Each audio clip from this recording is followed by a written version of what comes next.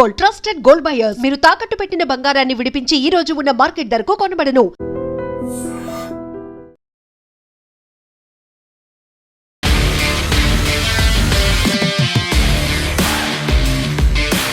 నమస్తే, welcome to I dream weekend update with Kavitha. మనతో పాటుగా ఉన్నారు Foundation for Democratic Reforms founder doctor Jayaprakash Narayan garu. Sir, మరి ఇప్పుడు పార్టీలు, పదవులు, ఫిరాయింపులు వీటన్నిటి గురించి మాట్లాడుకున్నప్పుడు తెలంగాణలో కూడా 10 మంది ఎమ్మెల్యేలు ఫిరాయింపులు అయ్యాయి. మళ్ళీ ఇది కూడా సుప్రీంకోర్టు దాకా వెళ్ళింది. సుప్రీంకోర్టు ఒక 3 నెలల గడువు స్పీకర్కి ఇచ్చిన తర్వాత మళ్ళీ ఒక ఎక్స్టెన్షన్ కావాలని కోరుకున్నారు. ఆ టైంలో సుప్రీంకోర్టు సీజే గవాయి చేసినటువంటి వ్యాఖ్యలు, న్యూ ఇయర్ సెలబ్రేషన్ మీరు ఎక్కడ చేస్తున్నారో తేల్చుకోండి అనే మాట. సో వారం రోజుల గడువు, ఆ వారం రోజుల గడువు ఈ రోజుతో అయిపోతుంది. సార్, ఎలాంటి డెసిషన్ తీసుకుంటారు సార్? ఏమవుతుంది అనుకుంటున్నారు మీరు? ఆ భాషను గురించి మనం పక్కన పెట్టేద్దాము. అడ్వకేట్ జనరల్ గారి వ్యాఖ్యలను చూశాను, పక్కన పెట్టేద్దాం. ప్రతి విషయంలో కూడా మనకి ఒక చట్టం తీసుకొచ్చినప్పుడే చిత్తశుద్ధి కంటే పార్టీల ప్రేమ ఎక్కువైపోయింది.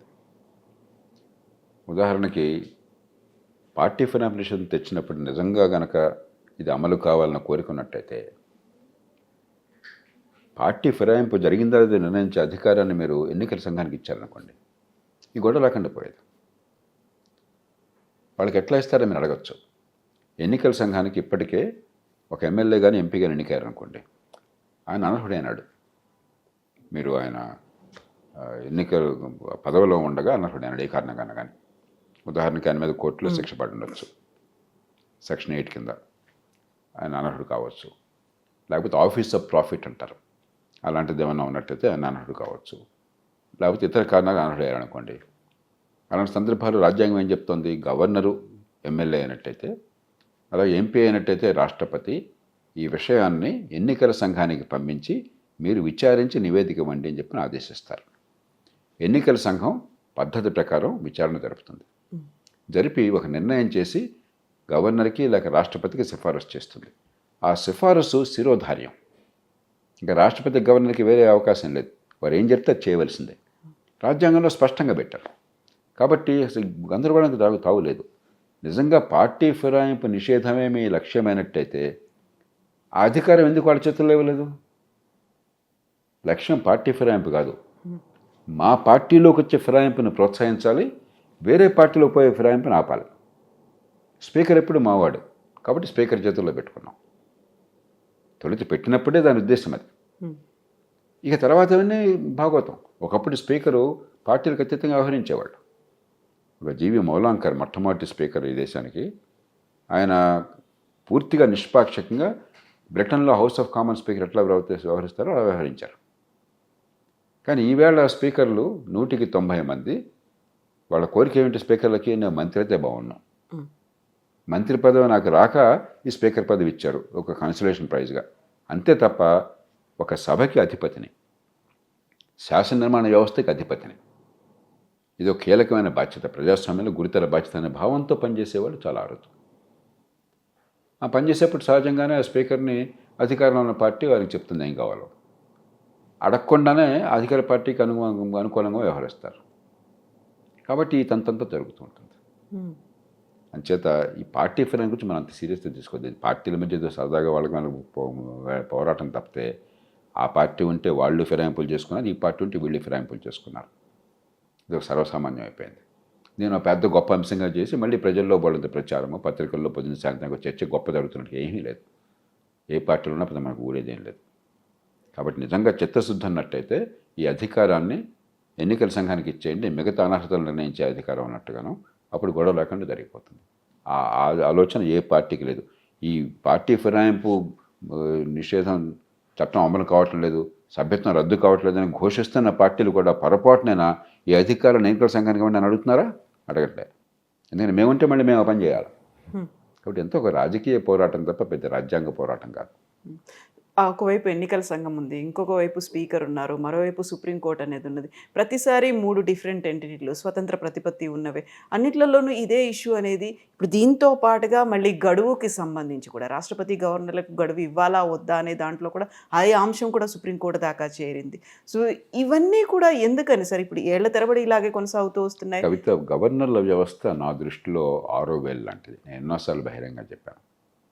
గవర్నర్ల మీద నాకు వ్యక్తిగతంగా ఏ రకమైన కోపం లేదు. కానీ నామినేటెడ్ గవర్నర్ల వ్యవస్థ మన ప్రజాస్వామ్యంలో అవసరం లేదు ఈ ఫెడరల్ వ్యవస్థలో. ఆనాడే ఒక చర్చ జరిగింది. సర్దార్ పటేల్ నాయకత్వంలో ఉన్న కమిటీ ప్రత్యక్షంగా గవర్నర్ ఎన్నుకోవాలని కూడా సూచించింది. కాబట్టి అధికారాలు లేకుండా ప్రత్యక్ష ఎన్నిక ద్వారా ఎన్నుకోవడం ఎందుకని చెప్పి దాన్ని పక్కన పెట్టారు.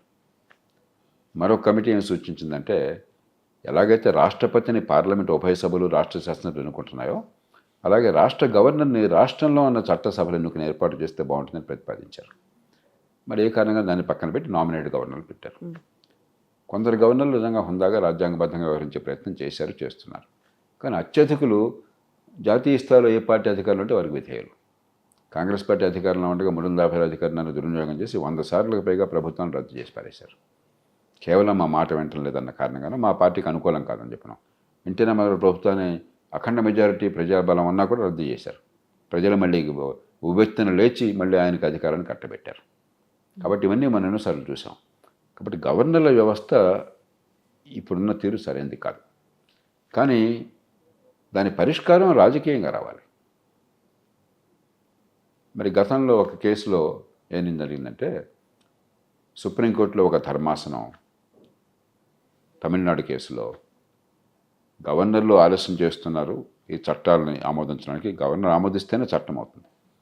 రాజ్యాంగం ప్రకారం జాతీయ స్థాయిలో లెజిస్లేచర్ అంటే చట్టసభలు అంటే పార్లమెంట్ ఉభయ సభలు రాష్ట్రపతి కలిసి, రాష్ట్రంలో చట్టసభలు శాసన నిర్మాణ వ్యవస్థ అంటే రాష్ట్రంలో ఉన్నటువంటి శాసన నిర్మాణ వ్యవస్థలు అసెంబ్లీ, కౌన్సిల్ అంటే కౌన్సిల్, గవర్నర్.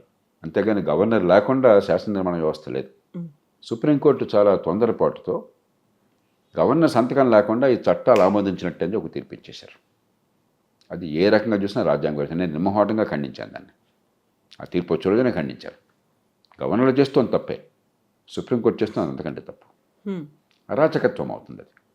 గవర్నర్ సంతకం లేకుండా చట్టం అయిపోయింది, రాష్ట్రపతి సంతకంలో చట్టం అయిపోయింది, ఇంకా రాజ్యాంగం ఎందుకు? ఇంకా రాజ్యాధినేత సంతకం లేకుండా మీరు చట్టం అయిపోతే ఇంకా రాజ్యాంగం ఎందుకు? అరాచకత్వానికి దానికి తేడా లేదు. ఇప్పుడు ఇచ్చిన తీర్పు ఆ అరాచకత్వాన్ని పక్కన పెట్టి చాలా హుందాగా సంయమనంతో రాజ్యాంగ విలువలను కాపాడింది. ఖచ్చితంగా గవర్నర్ వ్యవస్థ సంస్కరణ లేకుండా చట్ట నిర్మాణం కావడం కాదు. అంచేత చాలా రాష్ట్రపతి నివేదించడం 143 అధికరణం కింద సరైన పని. సుప్రీంకోర్టు ఇచ్చినటువంటి తీర్పు కూడా చాలా సరైనటువంటి సలహా. రాష్ట్రపతికి తీర్పు కదా, సలహా. రాష్ట్రపతి సలహా కోరారు. ఆ సలహాని రాజ్యాంగబద్ధంగా చట్ట ప్రకారం ఇచ్చారు. సరే, సవ్యంది ఇచ్చారు. అదే సమయంలో గవర్నర్ ఇష్టం వచ్చినట్టు చేయకుండా నిరంతర కాలయాపన చేస్తే జోక్యం చేసుకునే హక్కు ఉన్నది. కాలపరిమితి పెడతాం, కానీ మామూలుగా పెట్టాం. ఎందుకంటే మీరు రాజ్యాంగ సంస్థ, రాజ్యాంగాధినేత, మిమ్మల్ని శాసించడం సరైన పని కాదు అని చాలా హుందాని తీర్పిచ్చారు. సంయమనంతో కూడా తీర్పిచ్చారు. ఇది చాలా ముదావహం. అందులో గవర్నర్కి సంబంధించి తెలంగాణ రాష్ట్ర ప్రభుత్వం గతంలో మంత్రిగా ఉన్నటువంటి కేటీఆర్ తీసుకున్నటువంటి ఒక నిర్ణయం అనేది ఫార్ములా ఈ కార్ రేసుకి సంబంధించి ఇప్పుడు ఏసీబీ విచారణకి గవర్నర్ ఆమోదం తెలిపారు కొంత గ్యాప్ తర్వాత. బట్ అది కూడా సీఎం రేవంత్ రెడ్డి చెప్పారు కాబట్టి గవర్నర్ చేశారు అనేటువంటి మాట అనేది ఉంది సార్. ఇప్పుడు ఏసీబీ విచారణలు కావచ్చు, లేకపోతే దానికి ఛార్జ్ షీట్ దాఖలు చేయాలి, ఒక టైం తీసుకున్నారు. ఆ తర్వాత ఇప్పుడు మళ్ళీ సడన్గా గవర్నర్ వైపు నుంచి ఒక గ్రీన్ సిగ్నల్ వచ్చింది అన్నప్పుడు ఎవరి చేతుల్లో ఉన్నారు? మీరు చెప్పినట్టుగా నిజంగా రబ్బర్ స్టాంపుల్లాగే వర్క్ చేస్తున్నారా అనేది మనకేంటంటే, చట్టం ఏం చెప్తుందంటే, ఒక ప్రజాసేవకుడు, ఒక అధికారి కానీ లేకపోతే ఒక మంత్రి కానీ వీళ్ళందరూ కూడా ప్రజాసేవకు, పబ్లిక్ సర్వెంట్స్ కింద వస్తారు. పదవి రీత్యా ప్రజాసేవకుడు. వాళ్ళ మీద ఏమన్నా అధికారికంగా చేసిన పనుల కారణంగా, ఇవన్నీ అధికారికంగా చేసిన పనుల కారణంగా కదా, మీ విధి నిర్వహణలో కనుక మీ మీద ఆరోపణలు వచ్చినట్లయితే, అవినీతి కావచ్చు, లేకపోతే నేరాలు జరిగినాయని కావచ్చు, ఆ ప్రాసిక్యూషన్ చేయడం ఇష్టం వచ్చినట్టు కాకుండా గవర్నర్ అనుమతితో చేయాలని చెప్పన్నారు. జాతీయ స్థాయిలో అయితే రాష్ట్రపతి అనుమతి కావాలి. ఎందుకంటే ఉద్దేశం ఏమిటి? పదవుల్లో ఉన్నవాడు ఏ పని చేసినా వాళ్ళ మీద కేసులు పెట్టామనుకోండి, మనం ఇంకా పరిపాలన నడవదు. కాబట్టి సరైన ఆధారాలు స్పష్టంగా లేకపోయినట్టయితే వాళ్ళ మీద క్రిమినల్ ప్రాసిక్యూషన్ ఉండరాదు, పరిపాలన కుంటిపడుతుంది. ఆ భయం ఉంటే రేపొద్దున ఎవరికి కేసు పెడతారని చెప్పని. కాబట్టి దానికి మనం ఒక అడ్డుకట్ట వేయాలనే ఉద్దేశంతో అక్కడ రాష్ట్రపతికి, ఇక్కడ గవర్నర్కి ఆ బాధ్యత పెట్టారు. వారు ఏం చేయాలి? ఇచ్చినటువంటి సాక్ష్యాలు, ఆ సందర్భము, అక్కడ ఎవరి మీద అయితే ఆరోపణ చేశారో వారి నుంచి ఎవరు ఉంటే వివరాలని పరిశీలించి అవసరమైతే పబ్లిక్ హియరింగ్ కూడా పెట్టచ్చు. వారు ఒకసారి పిలిచి మాట్లాడుకో తప్పలేదు. న్యాయ సలహా కూడా తీసుకుని ఈ కేసులో నిజమే కట్టిన నేరం జరిగింది, ప్రజలను దెబ్బతినది కాబట్టి ప్రాసిక్యూట్ చేయాలని నిర్ణయానికి వస్తే అప్పుడు వారు మంజూరు చేస్తారు. ఆ ప్రక్రియ ఇప్పుడు జరిగింది ఇక్కడ. కేసులో వివరాలు ఏంటో నాకు తెలియదు, ఎందుకంటే నేను పూర్వాపరాలు నాకు తెలియదు కాబట్టి ఈ కేసులో ప్రాసిక్యూషన్కి ఆదేశం ఇవ్వడం సరైనదా కాదా అని చెప్పిన విషయంలో నేను జోక్యం చేసుకోను. ముఖ్యమంత్రి గారు చెప్పారు కాబట్టి అని చెప్పన్నది నా దృష్టిలో అది సరైన ఆరోపణ కాదు. ఎందుకంటే ముఖ్యమంత్రి ప్రభుత్వ నాయకుడు, ఆయన ఎవరు ఏంటి పార్టీ పక్కన పెట్టండి. ముఖ్యమంత్రి కేబినెట్కి అధిపతి, ప్రభుత్వ నాయకుడు. ప్రభుత్వం అంటే అయితే మంత్రి, లేకపోతే క్యాబినెట్కి ప్రతినిధి ముఖ్యమంత్రి, నా నాయకుడు ముఖ్యమంత్రి. కాబట్టి గవర్నర్కి సలహా ఇచ్చేది రాష్ట్ర క్యాబినెట్ ఇస్తుంది, క్యాబినెట్ తరపున ముఖ్యమంత్రి ఇస్తారు. అది అధికారికంగా రాజ్యాంగబద్ధంగా ఇచ్చే సలహా. అయితే సలహాను అన్ని వేళలా పాటించాలా వద్దా అన్నది వేరే విషయం. సుప్రీంకోర్టు కూడా నిన్న ఇచ్చినటువంటి తీర్పులో మరి ప్రభుత్వం చెప్పిన మాత్రం చేత గవర్నర్ సంతకం పెట్టాల్సిన అవసరం లేదు. గవర్నర్ తన స్వతంత్రంగా బుద్ధిని ఉపయోగించారు. కొన్ని సందర్భాల్లో గవర్నర్కి విచక్షణాధికారం లేదు, కొన్ని సందర్భాల్లో విచక్షణాధికారం ఉంటుంది. కాబట్టి కొంత గ్రే ఏరియా ఉంటుంది. ఆ కేసును చూసి దాన్ని బట్టి నిర్ణయం చేయాలి. ఉదాహరణకి ఏ రకమైన ఆరోపణలకు ఆధారాలు లేకుండా ప్రతిపక్షంలో వాళ్ళని ప్రాసిక్యూట్ చేయమని చెప్పారనుకోండి, గవర్నర్కి తిరస్కరించే అధికారం ఉన్నది నా దృష్టిలో. ముఖ్యమంత్రి చెప్పారు కాబట్టి ప్రతిపక్షంలో ఉన్న వాళ్ళని ఇరుకుని పెట్టడం చెప్పనేది సరైన పని కాదు. ఈ కేసులో ఏం జరిగిందని చెప్పనేది అక్కడ పూర్వాపరాలు చూసి చెప్పగలం తప్ప ఇక్కడ కూర్చొని నిర్ణయం చేయడం సౌబైన పని కాదు. దాదాపు 50 కోట్లకు పైగా అనేది అక్కడ క్యాబినెట్ అప్రూవల్ లేకుండానే ఒక్క సంతకంతోనే ట్రాన్స్ఫర్ అయిపోయాయి. అందులో కేటీఆర్తో పాటుగా ఆ కాలంలో అప్పుడు పనిచేసినటువంటి ఐఏఎస్ ఆఫీసర్ అరవింద్ కుమార్ మీద కూడా ఆయన A1, A2 అనేది కేసు అందుకని పెట్టారు. వివరాల్లోకి నేను వెళ్ళాను, ఎందుకంటే నాకు పూర్తిగా వివరాలు తెలియకుండా ఇలాంటి విషయాలు వ్యాఖ్యానించడం సరైన పని కాదు. కానీ ఒక సూత్రప్రాయంగా ఏంటంటే, ప్రభుత్వంలో అవినీతి వేరు. అంటే ఒక నిర్ణయం కోసం నేను అవినీతికి పాల్పడి నా సొంత ప్రయోజనం కోసం లంచం తీసుకుని ప్రజా ప్రయోజనం దెబ్బకొడితే అది అవినీతి చట్టపరంగా. కొన్ని సందర్భాల్లో కొన్ని పొరపాట్లు దొరకడం వేరు. సదుద్దేశంతోనే నిర్ణయం తీసుకున్నట్టయితే నిర్ణయం అమలు చేస్తున్నప్పుడు కొన్ని జాగ్రత్తలు పాటించకపోతే పొరపాటున తొందరగా పని అమలు కోరుతూ అది వేరు. కాబట్టి ఈ కేసు దేనికి చెందుతుందని చెప్పని అది లోతుగా వెళితే కానీ మనం నిర్ణయం చేయాలి. మావోయిస్టులకు సంబంధించి ఆపరేషన్ కగార్ తర్వాత కేంద్ర కమిటీ సభ్యులు కావచ్చు ఈ మధ్యన చనిపోతున్నారు, ఎన్కౌంటర్ చేస్తున్నారు, చాలా వరకు లొంగుబాట్లు అనేవి అవుతున్నాయి. బట్ ఇవన్నీ కూడా మళ్ళీ ఫేక్ ఎన్కౌంటర్లు, బూటకపు ఎన్కౌంటర్లు చేస్తున్నారు అనే దాంతోపాటుగా ఒక ప్రెషర్ అనేది పెడుతున్నారు, ఒక విచక్షణ కోల్పోతున్నారు అనేది వివక్ష చూపిస్తున్నారు. అది కూడా కేంద్ర కమిటీ సభ్యుడు హిడ్మా ఎన్కౌంటర్ తర్వాత వస్తుంది. ఇందులో కూడా అగ్రకులాలకు ఒక రకంగా ట్రీట్మెంట్ అనేది ఉంది, నిమ్న వర్గాలను ఇంకో రకంగా ట్రీట్ చేస్తున్నారు అనేది. ఇవన్నిటిలో మనం ప్రధాన్ని కులం కోణం నుంచి రాజకీయ కోణం చూడడం సరైన పని కాదు. మావోయిస్టులు కానీ మరికొందరు కానీ ఏమిటంటే, మౌలికమైన సమస్య ఎక్కడ వచ్చిందంటే, మనకు ఒక రాజ్యాంగం ఉన్నది, ఓ ఎన్నికల వ్యవస్థ ఉన్నది, మనందరికీ స్వేచ్ఛలు ఉన్నాయి, ప్రాథమిక హక్కులు ఉన్నాయి. ఆ స్వేచ్ఛని కాపాడడం కోసం కొన్ని వ్యవస్థలు ఉన్నాయి, న్యాయ వ్యవస్థ కావచ్చు, మరొకటి కావచ్చు, రకరకాల వ్యవస్థలు ఉన్నాయి. ఇది లోపభూయిష్టమైంది. ప్రజాస్వామ్యం అద్భుతంగా అంటలా. నేను రోజు పోరాటం చేస్తున్న ప్రజాస్వామ్యం లోపాల మీద కదా ఈ దేశంలో. కానీ మీకు ఓటు ద్వారా నాయకత్వాన్ని ఎన్నుకునే హక్కు, ప్రభుత్వాన్ని ఎన్నుకునే హక్కు, రాజ్యాంగం ద్వారా మీకు స్వేచ్ఛలు ఉన్నంత కాలం తుపాకీ పట్టే అధికారం ఎవరికి లేదు. నేను తుపాకీ పడతాను, నా ఇష్టం, నాకు నచ్చలేదని చెప్పంటే రాజ్యం ఊరుకోలేదు. కాబట్టి ఇది మనం రాజ్యాంగబద్ధంగా అంబేద్కర్ ఆనాడు ఆయనతో పాటు రాజ్యాంగ సభ సభ్యులు తయారు చేసిన రాజ్యాంగబద్ధంగా ప్రజాస్వామ్యం నడుపుకుంటున్నప్పుడు పొరపాటు సవరించుకోవడానికి కూడా రాజ్యాంగబద్ధంగా ఒక మార్గం ఉన్నది. రాజ్యాంగంలోనే సవరణ చేసుకోవచ్చు, ప్రజల మద్దతు సంపాదించి చట్టాలు మార్చుకోవచ్చు, ప్రజలను ఒప్పించి మరి సరైన వాళ్ళ సమస్యలు ఎన్నికయ్యేట్టు ఏర్పాటు చేసుకోవచ్చు. దానికోసం మార్పులు చేర్పులు కావాలి. నేను నిరంతరం పోరాడుతాను. ప్రజాస్వామ్యంలో లోపాలు ఉన్నాయి, ఎన్నికల్లోనే చాలా తప్పులు ఉన్నాయి, దీన్ని మార్చాలని పోరాడుతున్నాను. కానీ ఎన్నికైన ప్రభుత్వాన్ని నేను ఏనాడు కూడా మీకు అర్హత లేదని నేను అంటలా. లోపభూయిష్టమో కాదో ఎన్నికల్లో మీరు నెగ్గారు. ఆ ప్రభుత్వాన్ని గుర్తించకపోయినట్టయితే నేను రాజ్యాంగబద్ధంగా నేను పనిచేస్తున్నట్టు కాదు. ఆ ప్రభుత్వాన్ని గుర్తించాలి, గౌరవించాలి. అంటే అర్థం ప్రభుత్వాన్ని దాసోహం అంటాం కాదు. కానీ మావోయిస్టులు ఏమిటి, మేము అసలు ఈ ప్రభుత్వాన్ని, ప్రభుత్వ వ్యవస్థని, రాజ్యాంగాన్ని గుర్తించాం. తుపాకు గొట్టంతో రాజ్యాధికారం మాకు వస్తుంది, ఈ వ్యవస్థను మార్చాలంటే ఇది ఒకటేనా నమ్ముతున్నాం. ఇది పాతకాలం బూజు పట్టినటువంటి పద్ధతులు మావో సెట్టింగ్ అన్నాడు చెప్పాడు. చైనా వదిలేసిన అందరూ వదిలేశారు, మీరు పట్టుకున్నారు. అది పట్టుకున్నప్పుడు రాజ్యం మౌనంగా కూర్చోలేదు. ఇప్పుడు ఉదాహరణకి ఛత్తీస్గఢ్లో కానీ, గతంలో తెలంగాణలో కానీ, మరికొన్ని ప్రాంతాల్లో కానీ అమాయకుల్ని డజన్ల కొద్దీ చంపేశారు. ఛత్తీస్గఢ్లో ఒక ఉదంతంలో 130 మందిని చంపేశారు, ఒకే ఉదంతంలో. అంచేత మీరు అంత పూర్తిగా రాజ్యాంగాన్ని, చట్టాన్ని, ప్రజాస్వామ్య సంప్రదాయాన్ని, వ్యవస్థని ఉల్లంఘించేసి ఈవేళ మాకు చాలా కష్టం కలిగింది కాబట్టి మళ్ళీ రాజ్యాంగం కావాలి, చట్టం కావాలి అని చెప్పంటే ఆ వాదనకు బలం ఉండదు. రెండోది, అదే సమయంలో ప్రభుత్వం ఖచ్చితంగా రాజ్య వ్యవస్థని మేము ఆయుధాలతో హింసతో కూలదోస్తామని చెప్పి అణిచివేయాలి. అణిచివేసేప్పుడు ప్రభుత్వానికి కొన్ని పద్ధతులను పాటించాలి. ప్రభుత్వం కూడా ఒక హంతకుడు చేసే పని ప్రభుత్వం చేయలేదు, రాజ్యాంగబద్ధంగా చేయాలి. అంచేతనే కొన్ని సందర్భాల్లో దిశ కేసు కానీ మరో కేసు కానీ మరి వాళ్ళు చేసింది భయంకరమైన అత్యాచారం, దానిలో అనుమానం లేదు. మనసున్న ఏ మనిషికైనా సరే ఇలాంటి వాటికి మరణశిక్ష సరైన శిక్షణ మనసు భావం కలుగుతుంది. కానీ చట్ట ప్రకారం అమలు చేయాలి తప్ప వాళ్ళని కాల్చి చంపే అధికారం మనకు ఎవరికి లేదు. అలా మొదలెడితే రేపొద్దున అమాయకులను కూడా పట్టున పెట్టుకుంటారు, అధికార దుర్వినియోగం ఉంటుంది. కాబట్టి ప్రభుత్వం నుంచి ఆ బ్యాలెన్స్ ఉండాలి. ఈ రెంటి నేపథ్యంలో మన ప్రతిపక్షాన్ని పరిశీలించాలి. అంతేగాని నేను ఇష్టం వచ్చినట్టు చంపేస్తాను, నువ్వు మాత్రం నన్ను చంపడానికి వీల్లేదు అని చెప్పంటే అది ఆ వాదన నిలవదు. మీరు ఎప్పుడైతే తుపాకీ పట్టుకుని ఇష్టం వచ్చినట్టు ఇష్టం లేని వాళ్ళని చంపడం మొదలుపెట్టారో, అది ఒక సిద్ధాంతంగా మీరు ప్రవచించారో, మిమ్మల్ని వాళ్ళు చంపేస్తే మరి మీరు చంపినప్పుడు గతి ఏంటి మరి? అంచేత రాజ్యాంగ హక్కులు మనం కాపాడాలని చెప్పంటే మనం రాజ్యాంగ విలువలకు మనం కూడా అంకితం కావాలి. అదే సమయంలో రాజ్యాంగ బాధ్యత నిర్వర్తిస్తున్న వాళ్ళు రాజ్యాంగం పరిధిలో పనిచేయాలి తప్ప రాజ్యాధికారాన్ని ఇష్టం వచ్చినట్టు ఉపయోగించకూడదు.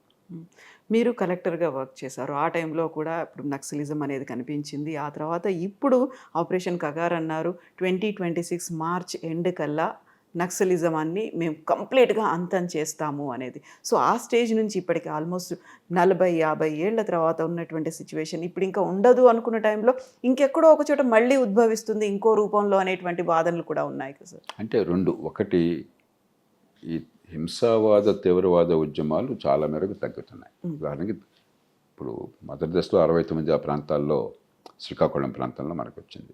అంతకుముందు నక్సల్బరీలో ప్రారంభమైంది. అక్కడ పోయాక రెండో దశలో 1970ల దశకం చివరిలో జగిత్యాల, సిరిసిల్ల ఆ రోజుల్లో కల్లోల ప్రాంతాలుగా ప్రకటించారు కరీంనగర్ జిల్లాలో. కాబట్టి నాకు బాగా పరిచయం అక్కడేం జరిగిందని చెప్పాను. కానీ కాలక్రమేణా ప్రభుత్వాలు కొన్ని తప్పటడుగులు వేసినాయి, కొన్ని సరిగ్గా చేసినాయి. కానీ చివరికి పార్టీలకు అతీతంగా ఒక రాజకీయంగా పరిపాలనా పరంగా ఒక స్పష్టమైన వైఖరి వచ్చింది. ఒకటి, హింసని మనం సహించలేము, చట్టబద్ధమైన పద్ధతులు అణిచివేయవలసిందే ఒకటి. రెండు, అభివృద్ధిని ఈ రోడ్లు కానీ రవాణా సదుపాయాలు కానీ మరుగు సదుపాయాలు కానీ మారుమూల ప్రాంతాలకు వెళ్ళే ఏర్పాటు జరగాలి. మూడు, సంక్షేమ పథకాలు అందరికీ సరిగ్గా అక్కడ అందించే ఏర్పాట్లు చేయాలి. నాలుగు, అక్కడ ప్రజలను ఆకట్టుకుని ఆ ప్రజల నుంచే ప్రతిఘటన వచ్చేట్టు చేయాలి. అక్కడి నుంచే మీకు నిఘా కానీ సమాచారం అందడం కానీ ఆ ప్రజలను కానీ ఆకట్టుకోకుండా ఉన్నట్టయితే మీరు అణచివేయలేరు. ఇలా కొన్ని పద్ధతులను పాటించారు. రాజకీయ ప్రక్రియ ఒకప్పుడు ఏం చేసేదంటే అక్కడ దూరంగా అక్కడ వెళ్ళేది కాదు అసలు. కాలక్రమేణా రాజకీయ పార్టీలు కూడా బాగా అక్కడికి వెళ్ళి ఓట్ల కోసం ప్రజలకు వెళ్ళి అక్కడ సంక్షేమాన్ని ప్రజలకు అందజేసి రకరకాలుగా ఏదో భాగంగా ఈ రాజకీయ ప్రక్రియలో ప్రజలను భాగస్వామ్యం చేశారు.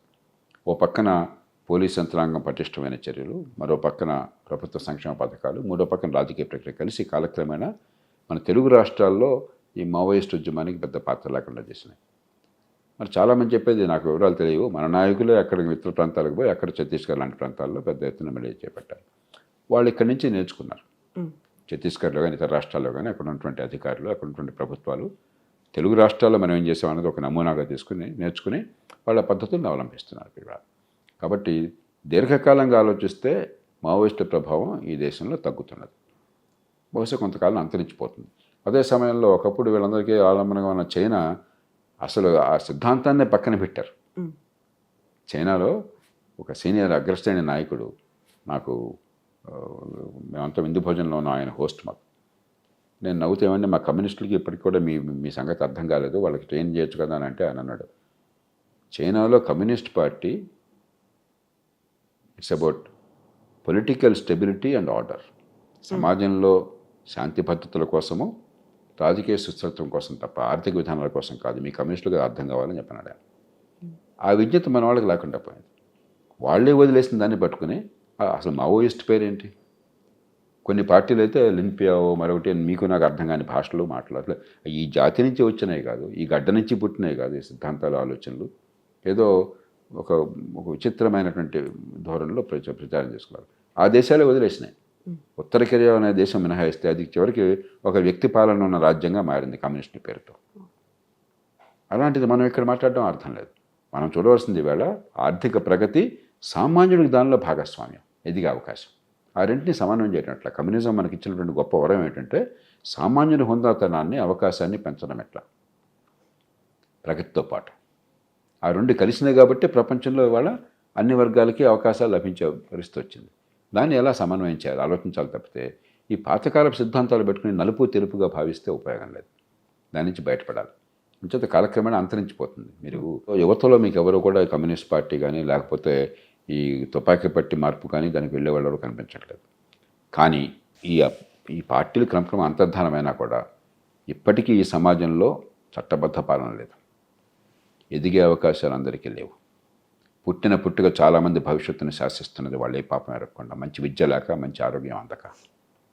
ఇప్పటికీ అసంఘటిత రంగం రెక్కాడితేగా డొక్కాడక, జీవితంలో ఉద్యోగ భద్రత లేక అలమటిస్తున్నారు. కాబట్టి ఆర్థిక వ్యవస్థలో మౌలికమైన మార్పులు కావాలి. మీరు గమనించుంటారు, నేను చాలా కాలం నుంచి చాలా గట్టిగా చెప్తున్నాను. ఇంక్లూజివ్ ఎకనామిక్ గ్రోత్, సామాన్యులందరినీ కూడా భాగస్వాములను చేసే ఆర్థిక ప్రగతి లేకుండా మీరు ప్రగతి కేవలం కొందరికే పరిమితం చూపెడితే సమాజంలో శాంతి ఉండదు, మరి ఆర్థిక ప్రగతి కూడా కొనసాగడం సాధ్యం కాదు. కాబట్టి ఆ మార్పులు కావాలి. అంచేత ఒకటి సరే, చట్టాన్ని ఉపయోగించి చట్టబద్ధమైన పద్ధతుల్లో ఉగ్రవాద సంస్థలను అణిచివేయాలి, దానిలో అనుమానం లేదు, తీవ్రవాద సంస్థల్ని. కానీ అదొక్కటే పరిష్కారం అనుకోపోకండి. సమాజంలో మౌలికమైన సమస్యలు ఉన్నప్పుడు రాజకీయం ఆ సమస్యలకు పరిష్కారాన్ని చిత్తశుద్ధితో అన్వేషించి అమలు చేయాలి. ప్రజల్ని భాగస్వామ్యం చేయాలి. అధికార వికేంద్రీకరణ చేయాలి. మనకు అధికార కేంద్రీకరణ ఉన్న సమాజం, పూర్తిగా రాష్ట్రాల చుట్టూ అధికారం కేంద్రీకృతమై అసలు మూడో వంచే ప్రభుత్వానికి పాత్ర లేకుండా చేశాం. ఆర్థిక ప్రగతి కేవలం కొందరికే పరిమితం చేసి చదువుని ఉత్తుత్త చదువులు అందించి చదువులేదు పాడులేదు 180 మంది తెలుగు చట్టాన్ని వికసించే అవకాశం లేకుండా చేసి బేదలు ఉండే వ్యవస్థను కొనసాగిస్తున్నాం. చట్టబద్ధ పాలన లేకుండా బడితున్నాడిదే బరిగా తయారు చేశాం. ఇవన్నీ మార్చకుండా కేవలం తుపాకీతోనే మనం సమాజంలో శాంతిని పునరుద్ధరిస్తామని చెప్పంటే పొరపాటు అవుతుంది. తుపాకీ అవసరం, రాజ్యానికి తుపాకీ అనేది అవసరమైతే తుపాకీ వాడడం కోసం. కానీ తుపాకీ ఒక్కటే పరిష్కారం కాగలదు. రాజకీయంలో మౌలికమైన మార్పులు తేవాలి, పాలనలో మౌలికమైన మార్పులు తేవాలి. అప్పుడు దీర్ఘకాలికంగా సమాజంలో శాంతి ఉంటుంది. Yes sir, thank you so much sir. Thank you.